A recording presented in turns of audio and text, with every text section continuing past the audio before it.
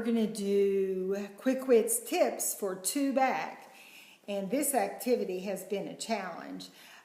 It's a common test for memory.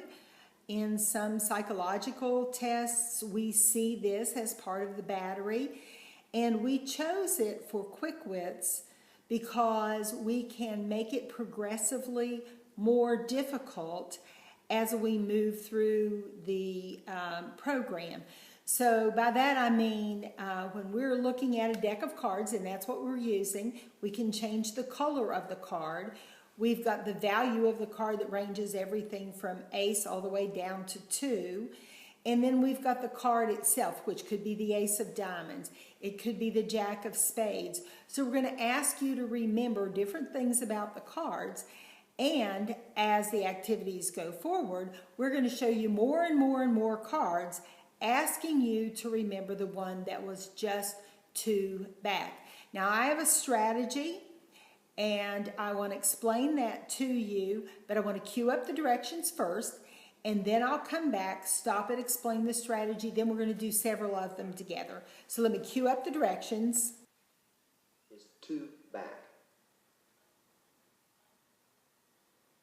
Study the value of each playing card before it disappears. When prompted by the stop sign, go back 2 cards before the sign appeared. Write the value of that card in your workbook.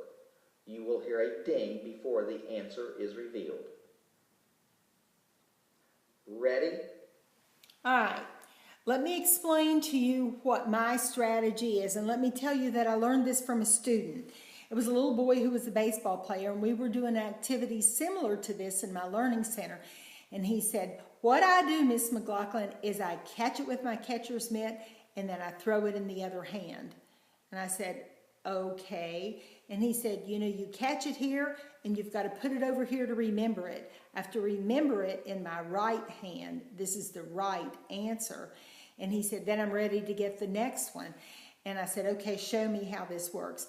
Now I'm going to press go, and I'm going to show you how this worked for him and why I've used it ever since. Because it doesn't matter if I go through a stack of 15 cards, I can tell you which one is 2 back because it's in my right hand.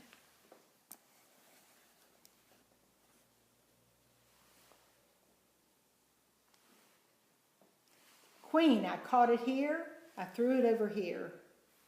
5, I'll be... Stop. What was the value I've of the got card? it. It's the queen. I put it over here. That's it. The answer I've got it in my right hand. All right, let's see if it works for the next one.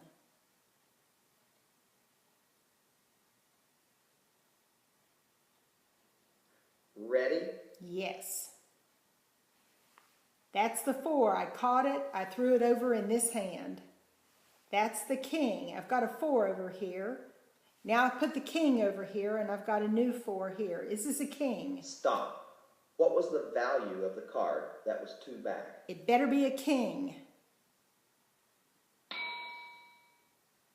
It's the king. All right, let's do another one. King.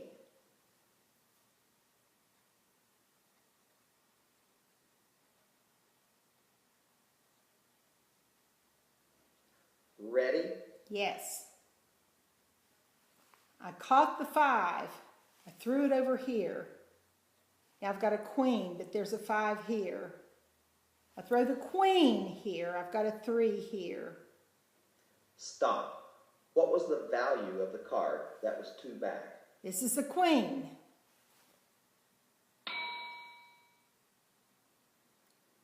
The answer Yes. is queen. All right. So you see how we do it. And demonstrating it is stressful. So just know that I'm catching it here. If you want to do it that way, you don't have to use the hand motions. I just simply do a little better when I'm a little more demonstrative. I could just say those 2 numbers thinking I'm moving them over in my mind. But that little boy's example was godsend to me. So there you have it, QuickWitz tips for 2 back.